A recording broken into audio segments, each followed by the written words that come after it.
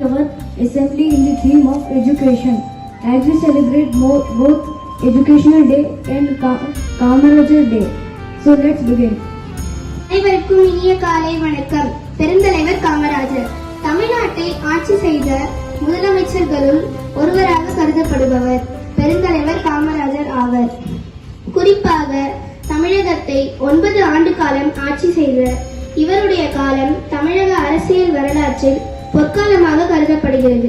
பள்ளி குழந்தைகளுக்கு இலவச மதிய உணவு திட்டத்தினை ஏற்படுத்தி ஏழை எளிய மக்களின் கல்வியில் முன்னேற்றத்தினை ஏற்படுத்தினார்.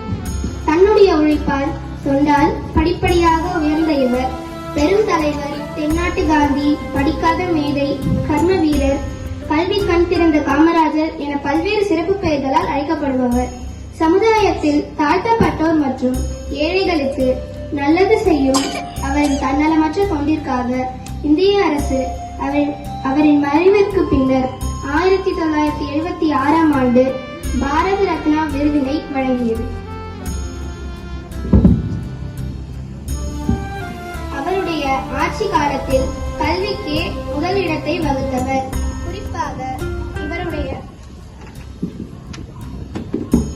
குறிப்பாக இவருடைய ஆட்சி காலத்தில்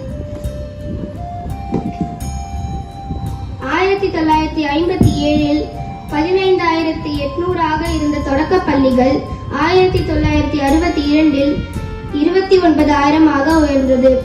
உயர்நிலை பள்ளிகள் 3 மடங்கு ஆயின. கல்வியில் சிறந்த தமிழ்நாடு என்ற பாரதியின் வரியை உண்மையாக்க இரவும் பகலும் பாடுபட்டார் காமராஜர். காமராஜர் ஆட்சி காலத்தில்தான் இலவச கல்வி மற்றும் சீருடை மற்றும் மதிய உணவு திட்டத்தை கொண்டு வந்தார். அவர் ஆட்சி செய்த காலம் முழுவதும் சமுதாயத்தில் தாழ்த்தப்பட்டோர் மற்றும் ஏழைகளுக்கு நல்லது செய்த அவரின் தன்னலமற்ற தொண்டிற்காக இந்திய அரசு அவரின் மறைவிற்கு பின்னர் 1976ஆம் ஆண்டு பாரத ரத்னா விருதினை வழங்கியது. நன்றி. ஒரு கவிதை. பச்சை தமிழன் அவர், படிக்காத மேதை அவர், பட்டி தொட்டு எங்கும் கல்வி தந்த காவலன் அவர், பட்டி தொட்டு எங்கும் கல்வி தந்த காவலன் அவர். கர்ம வீரனாய் களப்பணி ஆற்றி கண்ணியமாய் வாழ்ந்தார், கண்ணியமாய் மறைந்தார். கோட்டை கதவுகளை கோணிப்பைக்கு திறந்தார், கூட்டு குடும்பமாய் நாட்டை நடத்தினார். ஏழையின் சிரிப்பில் இறைவனை கண்டார், இல்லாமை போக்க இமயம் போல் நின்றார், இல்லாமை போக்க இமயம் போல் நின்றார். அணை கட்டினார், மின்சாரம் தந்தார், தொழிற்சாலைகளை தொடங்கி வேலை வாய்ப்புகளை பெருக்கினார்.